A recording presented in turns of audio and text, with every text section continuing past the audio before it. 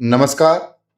आज हम रुचिरा भाग 3 के 15वें पाठ प्रहेलिका के विषय में चर्चा करेंगे। पहेलियां मनोरंजन की प्राचीन विधा है। यह प्रायः विश्व की सारी भाषाओं में उपलब्ध है। आज इस पाठ में संस्कृत पहेली बूझने की परंपरा के कुछ रोचक उदाहरण प्रस्तुत किए गए हैं। आइए समझते हैं पाठ प्रहेलिका। पहली पहेली है, एक बार मैं आपको स्क्रीन पे दिया गया पूरा विवरण बता दूं। सबसे ऊपर पहेली, उसके बाद में उसका हिंदी अर्थ, उसके नीचे पहेलियों के उत्तर और सबसे नीचे कठिन शब्दार्थ। मैं आरंभ करता हूं। कस्तूरी जायते कस्मात, अर्थात कस्तूरी कहां से उत्पन्न होती है।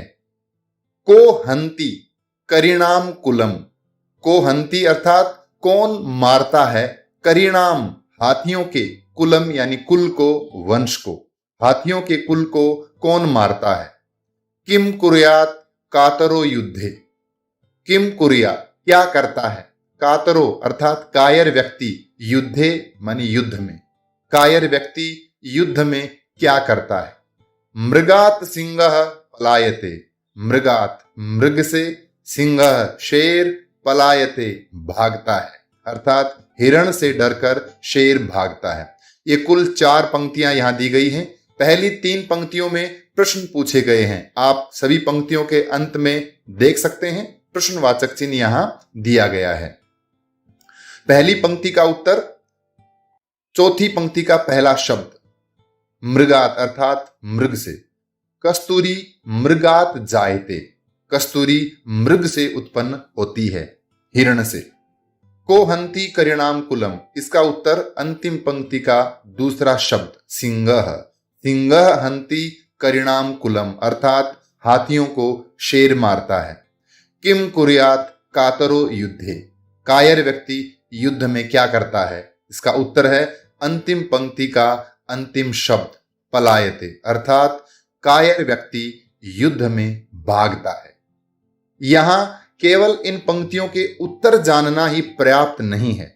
हमें यहां समझना है कि किस प्रकार, किस चतुराई से कवि ने, लेखक ने इन 3 प्रश्नों के उत्तर अंतिम पंक्ति में यहां दिए हैं।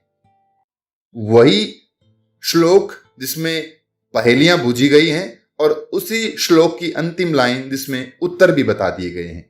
ये इस काव्य की सुंदरता है। आगे बढ़ते हैं। सीमंत नीशु का शांता, सीमंत नीशु नारियों में, का अर्थात कौन, शांता यानी शांत है, नारियों में सबसे शांत कौन है। राजा को अभूत गुणोत्तमः, सबसे गुणोत्तम यानी गुणी राजा कौन हुए। विद्वद भी का सदा वंद्या, विद्वानों द्वारा किसकी वंदना की जाती है। अत्रैवोक्तम न बुध्यते, अत्रैवोक्तम अर्थात यहीं बताया गया है, इन्हीं पंक्तियों में बताया गया है। न बुध्यते हमें समझ नहीं आ रहा है, हमें समझने की आवश्यकता है। अर्थात इन पहली तीनों पंक्तियों के, इन तीनों पहेलियों के उत्तर इन्हीं 3 पंक्तियों में दिए गए हैं। किस प्रकार हैं वो जानते हैं। पहली पंक्ति का पहला वर्ण और अंतिम वर्ण दोनों को जोड़ने से यहां उत्तर प्राप्त होगा। नीचे हम जो हरे रंग के इस कॉलम में देख सकते हैं, सीता, उत्तर बनेगा सीता। पहली पंक्ति का ये पहला वर्ण और अंतिम वर्ण, उत्तर हुआ सीता अर्थात नारियों में सबसे शांत सीता। राजा को अभूत गुणोत्तमः, सबसे गुणी राजा कौन हुए, उत्तर होगा पहला वर्ण और ये अंतिम वर्ण रामः अर्थात राम सबसे गुणी राजा हुए। तीसरी पंक्ति है, विद्वान किसकी पूजा करते हैं, किसकी वंदना करते हैं, उत्तर होगा ये पहला वर्ण वि और अंतिम वर्ण द्या, क्या बनेगा विद्या। अत्रैवोक्तम न बुध्यते, ये उत्तर यहीं बताए गए हैं, हमें समझ नहीं आ रहा था, अब हमने समझ लिया है। आगे बढ़ते हैं। कम सन जगान कृष्ण, कम किसको, जघान मारा, कृष्ण है कृष्ण ने, कृष्ण ने किसको मारा? का शीतल वाहिनी गंगा। शीतल वाहिनी, शीतल जल का वहन करने वाली, शीतल जल वाली गंगा का कौन है, अर्थात कहां बहती है? के कौन दार पोषण रताहा, पत्नी के पोषण में रत हैं, लीन हैं, लगे हुए हैं, अर्थात पत्नी का पोषण कौन कर रहे हैं? कम किस, बलवंतम बलवान को, न बाधते बाधित नहीं करती है, शीतम सर्दी, अर्थात किस बलवान को सर्दी नहीं लगती है। इनके उत्तर भी बड़ी सुंदरता के साथ इन्हीं पंक्तियों में दिए गए हैं। ये अलग तरीके से उत्तर हैं। पहले श्लोक में हमने पाया कि तीनों पंक्तियों के उत्तर अंतिम पंक्ति में दिए गए थे। दूसरे श्लोक में पहला वर्ण और अंतिम वर्ण जोड़ने से उत्तर प्राप्त हुए थे, और इस श्लोक में हमें पहले कुछ वर्णों के संयोग के माध्यम से उत्तर प्राप्त हो रहा है। कैसे जानते हैं? पहले दो वर्ण कम सम अर्थात कंसम, कंस को, कम सन जघान कृष्ण, कृष्ण ने किसको मारा? उत्तर बनेगा कंसम अर्थात कंस को मारा। दूसरा है गंगा कहां बहती है? उत्तर होगा पहले दो वर्णों का मेल, काशी, काशी में गंगा बहती है। अगला है पत्नी पोषण में कौन रत हैं? इनको मिला देंगे पूरे दोनों शब्दों को तो बनेगा केदार पोषण रताहा, अर्थात खेती में लगे लोग, अर्थात किसान अपने परिवार का पालन पोषण करने में लग्न हैं। अंतिम है कंबलवंतम, इन दोनों शब्दों का मेल होगा कंबलवंतम अर्थात कंबल वाले व्यक्ति को, न बाधते शीतम, सर्दी नहीं लगती। आगे बढ़ते हैं। वृक्षाग्रवासी न च पक्षी राजा, वृक्ष के अग्रभाग में रहता है लेकिन पक्षीराज नहीं अर्थात गरुड़ नहीं। त्रिनेत्रधारी न च शूलपाणी, तीन आंखों वाला है पर वो शिव नहीं है। त्वग वस्त्रधारी न च सिद्ध योगी, त्वग वस्त्रधारी न च सिद्ध योगी। त्वग वस्त्रधारी अर्थात वृक्ष की छाल के वस्त्र पहनता है, न च सिद्ध योगी लेकिन वो सन्यासी नहीं है। जलम च विभ्रन, विभ्रन अर्थात धारण करता है, जल धारण किए हुए है। घटो न मेघ, न घड़ा है न बादल है। बताइए कौन? उत्तर होगा नारिकेलम अर्थात नारियल। किस प्रकार? क्योंकि ये पेड़ पर लगता है, इसकी तीन आंखें होती हैं और ये छाल के वस्त्र अर्थात ऊपर इसके बड़ा छिलका होता है, अंदर इसके पानी होता है, तो उत्तर हुआ नारिकेलम अर्थात नारियल।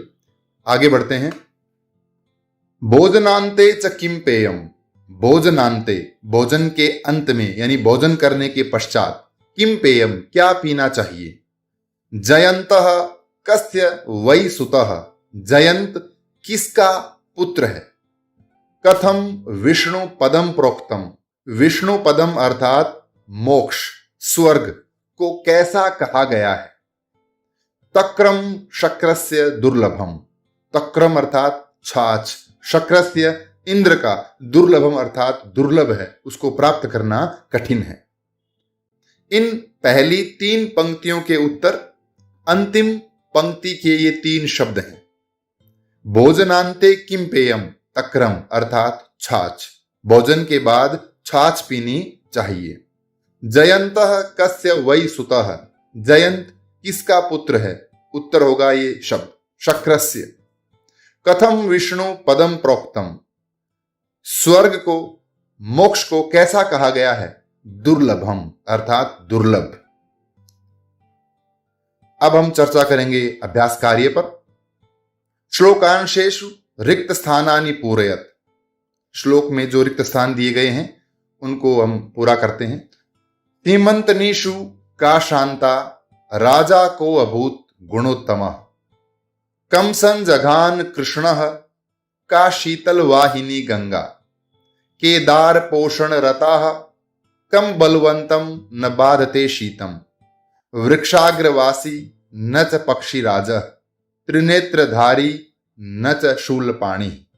अगला प्रश्न है, श्लोकांशान योजयत, श्लोकों के अंश दिए गए हैं, उनका मेल करना है।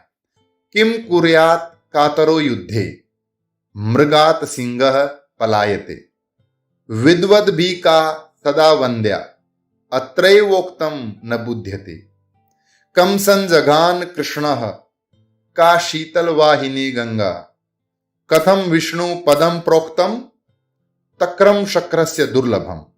ये हमने इनका मेल किया। अगला प्रश्न है, उपयुक्त कथना नाम समक्षम आम, सही कथन के सामने हां, अनुपयुक्त कथना नाम समक्षम न, अशुद्ध कथनों के सामने न अर्थात नहीं इति लिखी। सिंह करिणाम कुलम हंति, शेर हाथियों को मारता है, आम हां।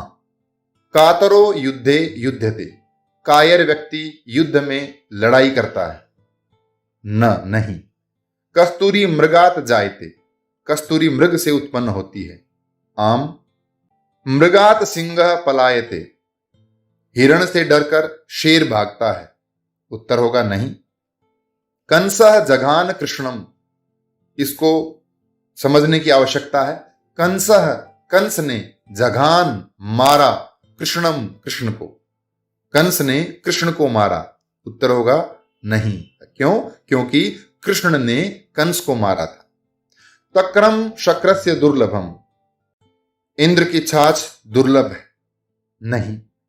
न जयंत कृष्णस्य पुत्र है, जयंत कृष्ण का पुत्र है, नहीं। अगला प्रश्न है, संधि विच्छेदम पूरयत करिणाम कुलम, उत्तर होगा करिणाम कुलम। को अभूत, उत्तर होगा कह अभूत। अत्रैव उक्तम, संधि विच्छेद है, अत्र एव उक्तम। अगर हम इन दोनों शब्दों का मेल करते हैं तो ये एक शब्द बनेगा, अत्रैव। अगला शब्द है वृक्षाग्रवासी, वृक्ष अग्रवासी। त्वग वस्त्रधारी, त्वक धन वस्त्रधारी। विभ्रन, विभ्रत न। अगला प्रश्न है, अधोलिखिता नाम, नीचे लिखे गए, पदानाम पदों के, लिंगम लिंग, विभक्तिम विभक्ति, वचनंच और वचन लिखत लिखिए। कस्तूरी स्त्रीलिंग प्रथमा विभक्ति एक वचन। युद्धे पुल्लिंग सप्तमी विभक्ति एक वचन। सीमंतनीषु स्त्रीलिंग सप्तमी विभक्ति बहुवचन। बलवंतम पुल्लिंग द्वितीया एक वचन। शूलपाणि पुल्लिंग प्रथमा एक वचन। शक्रस्य पुल्लिंग षष्ठी विभक्ति एक वचन। अगला है विलोम पदानि योजयत, इन शब्दों का इनके विलोम शब्दों के साथ मेल करना है। जायते उत्पन्न होता है, म्रियते मरता है। वीरः वीर, कातरः कायर। अशांतः अशांत, उत्तर शांतः यानी शांत। मूर्खैः मूर्खों के द्वारा। विद्वद्भिः विद्वानों के द्वारा। अत्रैव यहीं, तत्रैव वहीं। आगच्छति आता है, पलायते जाता है। समानार्थक पदम चित्वा लिखत, ये जो शब्द दिए गए हैं इनके समानार्थक शब्द हमें इन कोष्ठकों से ढूंढकर चुनकर लिखने हैं। करिणाम हाथियों का, उत्तर होगा गजानाम। यहां तीन शब्द हैं, अश्वानाम घोड़ों का, गजानाम हाथियों का, गर्दभानाम गधों का। सही उत्तर होगा गजानाम। अभूत अभवत। वंद्या वंदनीय। बुध्यते अवगम्यते। घटः कुंभः। संजघान अमारयत। कोष्ठकांतर्गतानाम पदानाम उपयुक्त विभक्ति प्रयोगेन, कोष्ठक में दिए गए शब्दों में सही विभक्ति का प्रयोग करके अनुच्छेदम पूरयत, इस अनुच्छेद को पूरा करें। एकः काकः आकाशे डयमानः आसीत्, एक कौवा आकाश में उड़ रहा था।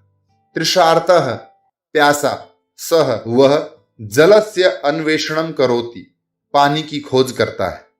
तदा सह तब वह घटे घड़े में, अल्पम जलम थोड़ा पानी, पश्यति देखता है, सह वह कौवा, उपलानी कंकरों को, आनीय लाकर, घटे घड़े में, पातयति गिराता है, जलम जल, घटस्य घड़े के, ऊपरी आगच्छति ऊपर आता है, काकः कौवा, सानंदम आनंद से, जलम पीत्वा पानी पीकर, तृप्यति तृप्त होता है। धन्यवाद।